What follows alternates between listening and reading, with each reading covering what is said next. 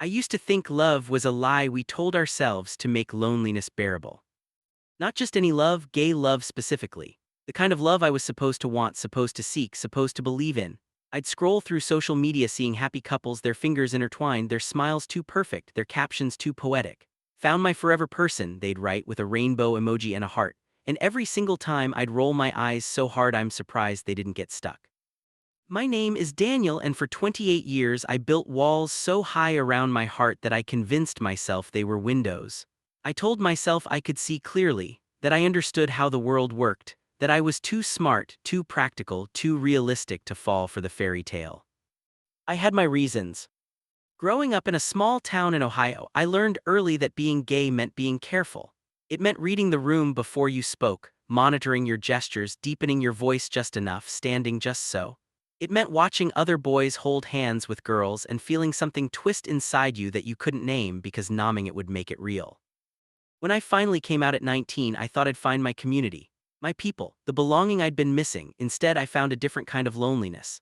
The gay scene in Columbus, where I went to college, felt like a competitive sport I didn't know the rules to. Everyone seemed to be playing a game: who could be the hottest, the most desired, the most unbothered.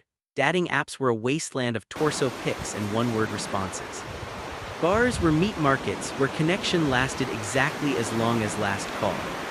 I tried, God, I tried. I downloaded every app. I went on dates that felt like job interviews. I slept with guys whose names I forgot before morning. I had 3 relationships that lasted longer than 6 months, and each one ended the same way, with me feeling like I'd failed some test I didn't know I was taking. There was Marcus, who seemed perfect on paper: corporate lawyer, gym-sculpted body, taste in wine that made servers nod approvingly. He took me to nice restaurants and theater performances. He introduced me to his friends, who all seemed to have stepped out of a fitness magazine. But 3 months in, I realized we'd never had a conversation that went deeper than weekend plans or podcast recommendations. When I tried to talk about my anxiety, about the weird dream I'd had, about my fear that I was wasting my life in my marketing job, he'd pat my hand and suggest we stay positive. We broke up in a coffee shop, cordial and bloodless, like dissolving a business partnership. Then there was Tyler, the artist who lived in a warehouse loft and made sculptures out of reclaimed materials. He was everything Marcus wasn't: spontaneous, passionate, emotional. For 2 months I felt alive in a way I never had before. We'd stay up until 3 a.m. talking about consciousness and creativity and whether free will existed. We'd make love like we were inventing it, but Tyler's passion had another side. He was jealous, volatile, exhausting. He'd accuse me of flirting with waiters, of not understanding his art, of being emotionally unavailable. Which, fair, but his solution was to scream about it at 2 a.m.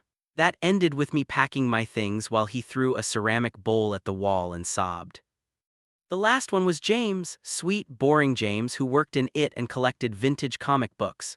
We were compatible in the way that roommates are compatible. We liked the same TV shows. We split bills evenly. We had sex on Saturday mornings with the regularity of a calendar notification. It was comfortable, easy, and soul-crushingly empty.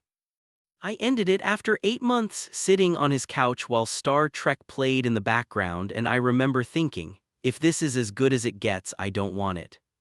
After James, I quit. Not just dating, I quit believing. I decided that the whole concept of gay love, of queer romance, was a myth we'd adopted from straight culture without realizing it didn't fit. We were trying to force ourselves into a template designed for other people, and we were all miserable for it. I built a good life around this philosophy. I focused on my career, climbing from junior copywriter to creative director at a mid-size agency in Cleveland, where I'd moved for a fresh start. I had friends, straight ones mostly, who didn't pressure me about my love life. I had hobbies: running, cooking elaborate meals for one, learning Italian on Duolingo with a streak I was unreasonably proud of. I had a therapist, Dr. Chen, who gently suggested every few months that maybe I was protecting myself from vulnerability rather than making an empowered choice. And I'd nod and deflect and never quite engage with the observation.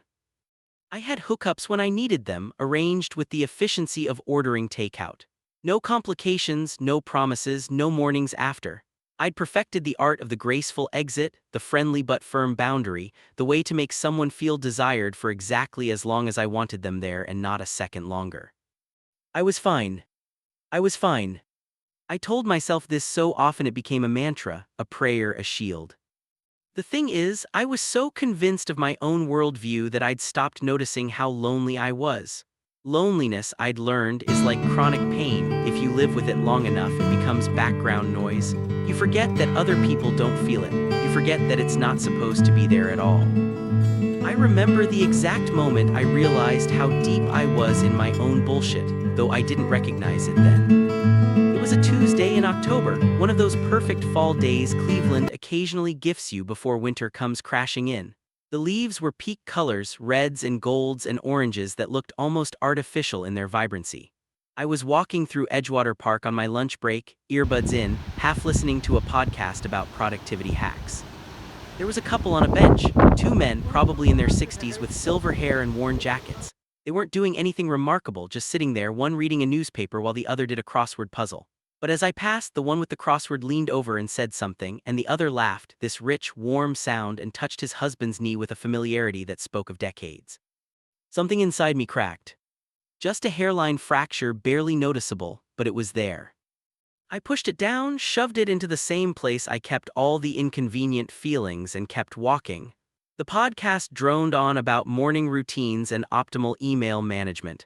The leaves crunched under my feet. The lake sparkled in the distance, indifferent and beautiful. That night, I went home to my pristine apartment, all mid-century modern furniture and carefully curated art prints, and I made myself dinner. Spaghetti carbonara, perfectly executed. I ate it at my dining table, scrolling through Twitter on my phone, alone. And I was fine. 3 weeks later, everything changed. The project came down from corporate on a Wednesday morning. Our agency had landed a huge account, a national tourism campaign for Iceland. The client wanted something authentic, something that captured not just the northern lights and glaciers that everyone photographed, but the feeling of the place, the soul of it. They had a generous budget and a tight timeline, and they wanted their creative team embedded in the country for 2 weeks to do research and development. My boss, Patricia, a no-nonsense woman in her 50s who wore exclusively black and drank espresso like it was water, called me into her office. "You're going to Reykjavik," she said without preamble, "you and the new photographer." "What new photographer?" I asked, mentally running through our roster. I knew everyone in the building. "The freelancer we brought on, Ethan Wright. He specializes in landscape and documentary work. Incredible portfolio, won some award I can't remember the name of. He's perfect for this." She slid a folder across her desk. I opened it to find a project brief and clipped to the back a business card with a website URL. "He starts Monday. You two will fly out the following Friday. I need you to coordinate with him this week, get aligned on creative vision, all that. Make it work, Daniel. This account could open a lot of doors for us." I nodded, already thinking through logistics. Do we have a shot list, location, scout info? That's what the 2 weeks are for. The client wants us to find the stories, not just illustrate their brochure. They want authentic, they want unexpected. She fixed me with a look. They want what you're good at. Back at my desk, I pulled up the website. Ethan Wright Photography loaded on my screen, and I found myself scrolling through images that made me forget I was supposed to be working. They were stunning. Not in the manipulated, oversaturated way that dominated Instagram, but in their honesty. A portrait of an elderly woman in what looked like rural Vietnam, her face a map of wrinkles, her eyes sharp with intelligence. A landscape of the Scottish Highlands at dawn, mist rolling through valleys like a living thing. A street scene in Mumbai, chaotic and colorful and somehow perfectly composed to capture both the energy and the humanity of the moment. Whoever this Ethan Wright was, he knew how to see. There was a bio page. I clicked it, curious despite myself. Ethan Wright is a documentary and landscape photographer based in Portland, Oregon. His work focuses on the intersection of place and identity, exploring how landscapes shape the people who inhabit them and vice versa. He has been published in National Geographic, The New York Times, and there was a photo of him, professional headshot but outdoors, natural light. He was looking slightly off camera, caught mid-laugh at something beyond the frame. Dark curly hair that looked like it had never met a comb it liked. Warm brown eyes, a smile that created these deep dimples in his cheeks. He wore a Henley shirt and had a camera strap visible over his shoulder. He was beautiful. I closed the browser tab so fast you'd think it had been on fire. Professional, I told myself, this is a work thing, you're collaborating with a colleague, his attractiveness is irrelevant. I opened my email and composed a message that was friendly, informative, and completely devoid of any indication that I'd noticed he had dimples. To urate at ethanrightphoto.com. From Daniel Morrison at creativeapplemedia.com. Subject Iceland Project Coordination. Hi Ethan. I'm Daniel Morrison, Creative Director at Creative Pulse. I understand we'll be working together on the Iceland tourism campaign. Patricia mentioned you're starting Monday. I'd love to schedule some time early next week to align on creative direction and start planning our approach. I've reviewed your portfolio, really impressive work. I think your documentary style will be perfect for what the client's looking for. Looking forward to working with you. Best. Daniel. He responded within an hour. To Daniel Morrison at creativeapplemedia.com. From urate at ethanrightphoto.com. Subject RE, Iceland Project Coordination. Hi Daniel. Thanks for reaching out. I'm excited about this project. Iceland has been on my bucket list for years and getting to go for work feels like cheating somehow. I'll be in Monday around 9. Coffee first thing. I do my best thinking when I'm caffeinated and I have approximately 47 ideas already, none of which are fully formed yet. Fair warning, I ask a lot of questions and I'm terrible at corporate jargon, so you'll have to translate if I accidentally say something weird in client meetings. See you Monday. Ethan. P.S. I looked up your work too, that campaign you did for the Cleveland Orchestra last year, Chef's Kiss. The way you tied the music to the city's industrial history was brilliant. I read the email 3 times. There was something about his tone, casual, warm, self-deprecating, but not in a false way, that made me smile despite myself, and he'd looked up my work.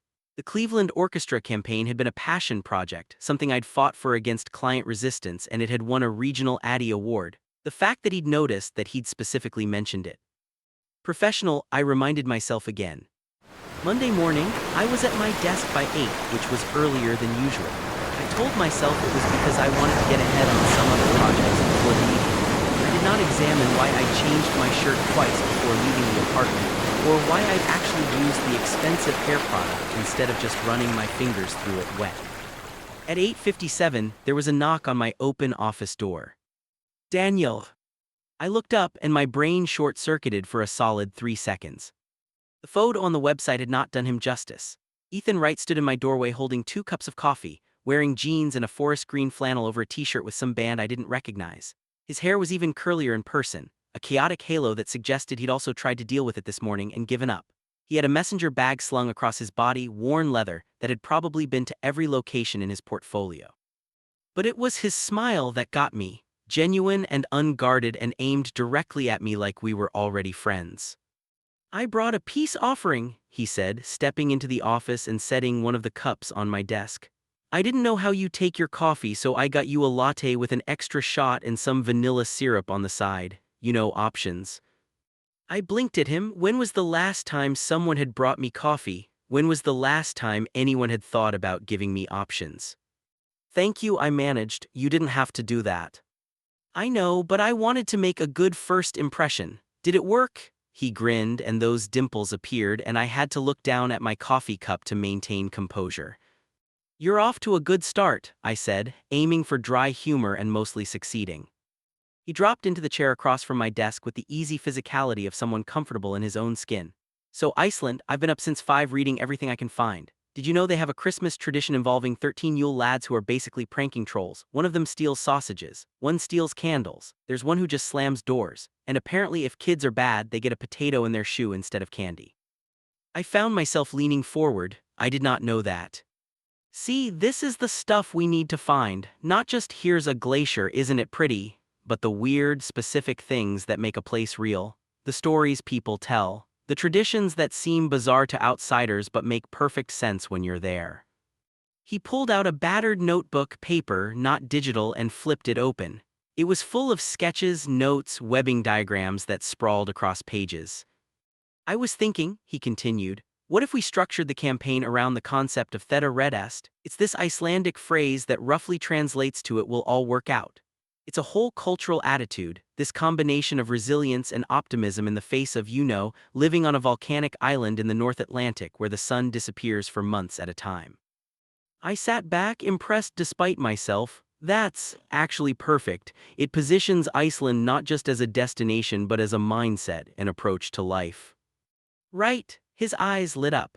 We could find people to profile, maybe someone who runs a geothermal greenhouse in the middle of nowhere, or a fisherman who's seen the industry completely transform, or a young person trying to keep old traditions alive. Mix the landscape photography with these intimate human stories. For the next hour, we talked through ideas. He'd sketch quick visual concepts while I worked through copy angles and narrative structure. We disagreed on some things. He wanted to go more abstract and experimental. I pushed for clearer storytelling, but the disagreements felt productive, creative, like we were building something together rather than protecting our individual territories. At one point, he said something that caught me off guard. The thing about landscape photography, he mused, staring at one of his sketches, is that it's never really about the landscape. It's about what the landscape makes you feel. The best images are the ones where you can sense the photographer's emotional response to the place. That's what makes them universal. We recognize our own capacity for awe or peace or loneliness or joy in the image. He looked up at me. Does that make sense, or am I being too woo-woo? No, I said quietly, that makes perfect sense. Something passed between us in that moment. Recognition, maybe. A sense that we spoke the same language even if we used different mediums. Patricia poked her head in around 10:30. Good, you two are getting along. Daniel, don't forget the creative review at 2. Ethan, HR needs you to fill out some paperwork. After he left, my office felt too quiet. I looked down at the notebook where I'd been jotting ideas and saw that at some point, without thinking about it, I'd drawn a small sketch of a camera next to one of the concepts.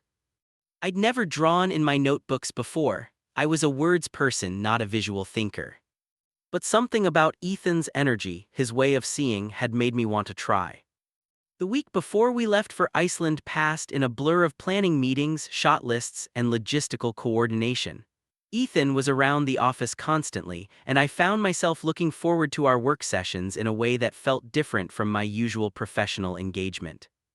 He had this way of being present that I wasn't used to. When you talked to him, he listened, not just waited for his turn to speak, but actually absorbed what you said and built on it. He asked questions that showed he'd been thinking about previous conversations. He remembered details. On Tuesday, he brought me a coffee again, and this time it was exactly how I'd made the first one, with just a touch of the vanilla syrup. You noticed, I said, more surprised than I should have been. He shrugged, smiling. I notice things, occupational hazard. On Wednesday, we worked through lunch, ordering sandwiches from the deli down the street. I learned that he'd grown up in a small town in Oregon, that he'd known he wanted to be a photographer since he was 12 and his uncle had given him an old film camera, that he'd spent his early 20s traveling on a shoestring budget, sleeping in hostels and sometimes on friends' couches, chasing light and stories. What about you? He asked, wiping mustard from the corner of his mouth. How does someone end up as a creative director in Cleveland? I gave him the rehearsed version. Grew up in Ohio, went to school for marketing and communications, worked my way up through various agencies. Clean, professional, revealing nothing. He tilted his head, studying me. That's the LinkedIn version. What's the real story? That is the real story, I said, a little defensive. Okay, but it's not the whole story. Like, why creative work? What made you want to do this specifically? No one had asked me that in years. I'd forgotten there was an answer that mattered. I started, then paused, trying to find the truth under the professional polish. I like finding the right words for things, making people feel something they didn't expect to feel, taking something ordinary and showing it in a way that makes people see it differently. Like the orchestra campaign, he said. Yeah, like that. I took a breath. Everyone wanted to position the orchestra as this high-class exclusive thing, keep it prestigious and aspirational. But I grew up working class, and classical music always felt like it wasn't for people like me. So I pitched the idea of connecting it to Cleveland's industrial history, showing how both are about ordinary people creating something extraordinary. The precision and power of factory work and symphonic music. It's all labor, all craft. Ethan was smiling at me, this soft expression that made my chest feel tight. What? I asked. Nothing, just, I get it now, why Patricia said you were the right person for this project. You find the humanity in things. I had to look away. The sincerity in his voice was too much, too direct. I wasn't used to being seen this clearly. Thursday, he showed me some of his personal work, a project he'd done documenting LGBTQ elders in rural communities. The photographs were stunning and heartbreaking. Men and women in their 70s and 80s who'd lived closeted lives for decades before finally coming out late in life, or who'd carved out secret spaces of authenticity in places that didn't have words for who they were. "This is incredible," I said, scrolling through his website gallery. "Why is this just on your personal site? This should be in galleries in publications." "It has been some," he said, "but it's not really commercial work. It's just important to me. My uncle, the one who gave me the camera, he came out when I was 15, lost most of his friends, got disowned by half the family. But he was happier than I'd ever seen him, more himself." He smiled, but there was sadness in it. "He died a few years ago, heart attack, but before he did, he told me he lived more authentically in those 10 years than in the previous 50 combined." "I'm sorry," I said, "for your loss." "Thanks," he looked at me carefully. "Are you out? Sorry if that's too personal, you don't have to." "I'm out," I said quickly, "have been since college." "Cool." He said it casually, but I could see him relaxing slightly, like he'd been holding himself back from something and now didn't have to. "Boyfriend? Partner?" "No, single." The word felt harder to say than it should have. "You?" "Same, perpetually single actually. I travel too much for my work. It's hard to build something with someone when you're gone half the year." He laughed, but it sounded practiced. "I've gotten pretty good at being alone." "Yeah," I said quietly, "me too." Our eyes met and something hummed in the air between us. An understanding, a recognition of shared experience maybe, or shared damage. He broke the moment first, looking back at his screen. "Anyway, we should finalize the equipment list. I'm thinking of bringing the medium format for landscapes, but also a 35mm for the human element stuff, and definitely." We slipped back into work talk, safe and professional, but something had shifted. The walls I'd built so carefully had developed another crack. Friday afternoon, Patricia sent us both home early. "You two have been working non-stop all week," she said. "Go rest. I need you sharp when you land in Reykjavik, not burnt out before you even get on the plane." I was packing up my desk when Ethan appeared in my doorway again. He'd made a habit of that this week, showing up in my peripheral vision like he belonged there. "Hey, so, random question," he said. "There's this opening tonight at a photography gallery in Tremont. Documentary work from an artist I really admire. Want to come? Purely optional, no pressure, but I thought you might appreciate it based on our conversations this week." My instinct was to say no. I didn't mix work and personal life. I kept things compartmentalized. It was safer that way. But something made me hesitate. Maybe it was the way he asked, genuinely offering, not pushing. Maybe it was the fact that I'd actually enjoyed this week more than I'd enjoyed work in months. Maybe it was just that I was tired of always saying no. "Sure," I heard myself say. "What time?" His smile could have powered the city. 7, I can text you the address." "I'll meet you there," I said, already constructing boundaries. Not a date, just colleagues exploring the local art scene, professional development. He nodded, but his smile didn't fade. "See you tonight, Daniel." After he left, I sat at my desk for a full 5 minutes, staring at nothing, wondering what the hell I'd just agreed to. I changed my outfit 3 times before leaving my apartment. This was ridiculous. It wasn't a date. It was 2 professionals with a shared interest in visual storytelling attending a gallery opening. The fact that one of those professionals had dimples and made me laugh and seemed to actually care about my opinions was irrelevant. I settled on dark jeans and a navy button-down, casual but put together. Then I spent 10 minutes talking myself out of canceling via text. I could say I wasn't feeling well, emergency work thing, migraine, anything. But I didn't want to be the kind of person who canceled at the last minute. And more than that, though I barely admitted it to myself, I wanted to see him outside the office. I wanted to know if the connection I felt all week was real or just the intimacy of creative collaboration. The gallery was in a converted warehouse, all exposed brick and industrial lighting. I arrived at 7:05, fashionably late, and immediately spotted Ethan near the entrance talking to an older woman with silver hair in a pixie cut. He saw me and waved, excusing himself from the conversation. "You came," he sounded genuinely pleased, like there'd been doubt. I said I would. "I know, but people say a lot of things they don't mean. It's a nice surprise when they follow through." He gestured toward the gallery. "Come on, I want to show you my favorite piece before it gets too crowded." He led me through the space, past clusters of people holding wine glasses and speaking in the hushed tones people use in galleries. The photographs on the walls were powerful, a series documenting the lives of refugees resettling in Cleveland, their faces showing everything from exhaustion to hope to defiance. Here, Ethan said, stopping in front of a large print. It showed a woman, maybe in her 60s, standing in a kitchen. She was making something dough rolled out on a counter, her hands flour-dusted. But she wasn't looking at her work. She was looking at something beyond the frame, and her expression was complicated, longing maybe, or remembering. The late afternoon light came through a window, illuminating her profile, catching the silver in her hair. "It's called muscle memory," Ethan said softly. "She's making bread the way her mother taught her, in a kitchen 5,000 miles from where she learned." The photographer captured this moment where you can see her entire history in her face. I stepped closer, taking in the details. The worn wedding ring, the careful precision of her hands, the slight furrow in her brow. "It's beautiful," I said, "and devastating." Yeah, he was quiet for a moment. That's what I love about documentary work. It's not about making things pretty. It's about capturing the truth of a moment, all its complexity and contradiction. We moved through the rest of the exhibition together, Ethan offering observations that made me see things I would have missed. The way the photographer used negative space. The recurring motif of hands, working hands, praying hands, hands held between people. The choice to shoot in black and white, which somehow made everything more immediate, more raw. "You have a good eye," I said, after he pointed out the compositional similarity between two seemingly unrelated images. He laughed. "It's my job to have a good eye." "No, I mean beyond the technical stuff. You have emotional intelligence about images. You understand what they're trying to say." He looked at me, something soft in his expression. That might be the nicest professional compliment I've ever gotten. "It wasn't professional," I said, then immediately regretted my honesty.